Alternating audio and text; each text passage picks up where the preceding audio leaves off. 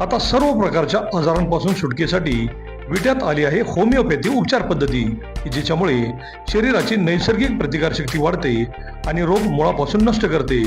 शरीराला कोणताही त्रास न होता आजारावर मात करण्यासाठी होमिओपॅथी उपचार पद्धती आजच सुरू करा. लठ्ठपणा, पोटाचे विकार, सांधेदुखी, स्त्रियांचे आजार, त्वचारोग, पुरुषांचे आजार, थायरॉइड, मूळव्याध, मानसिक आजार, केस गळणे, श्वसनाचे त्रास व लहान मुलांचे आजार यावर मात करण्यासाठी आता सांगली, पुणे, मुंबईला जाण्याची गरज नाही. आजच भेट द्या डॉक्टर शुभम मोरे यांचे वेदा होमिओपॅथी क्लिनिकला. आमचा पत्ता डॉक्टर शुभम एस मोरे, जिवाळा बिल्डिंग, तळमजला, गाळा नंबर 1, खानापूर रोड, विटा, तालुका खानापूर, जिल्हा सांगली. संपर्क 95 61 65 18 19 82 089 15 813. नमस्कार, प्राईम न्यूजमध्ये आपल्या सर्वांचे स्वागत. मतदारसंघात कोट्यवधींचा निधी आणणारे आमदार सुहास बाबर यांनी नागपूर हिवाळी अधिवेशनात खानापूर आटपाडी विधानसभा क्षेत्रातील 6000 घरकुले बांधण्यासाठी शासन धोरणानुसार 5 ब्रास वाळू मोफत मिळावी अशी मागणी करून सर्वांचे लक्ष वेधून घेतले. मतदारसंघात एकूण 6000पेक्षा जास्त घरकुलांना शासनाने मान्यता दिली आहे. त्यांचे कामही सुरू आहे.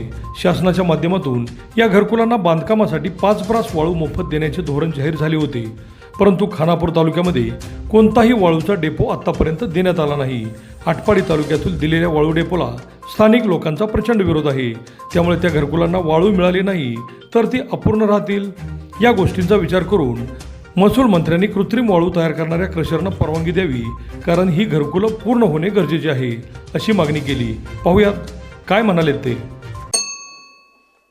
श्री सुहास बाबर. धन्यवाद अध्यक्ष महोदय.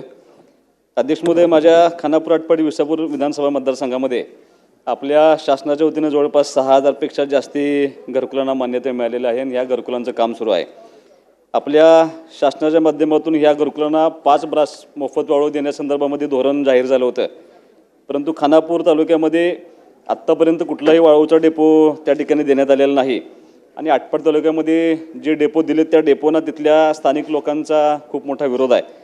आणि या निमित्तानं वाळू जर मिळाली नाही तर मग हे घरकुलं सगळी अपूर्ण राहण्याची शक्यता जास्त आहे. माझी तुम्हाला विनंती आहे की आता माननीय महसूल मंत्री साहेब या ठिकाणी उपस्थित आहेत. त्यांनी कृत्रिम वाळू तयार करणाऱ्या सगळ्या नव्या युनिट्सना आपण खूप मोठ्या सवलती साहेब जाहीर केलेत.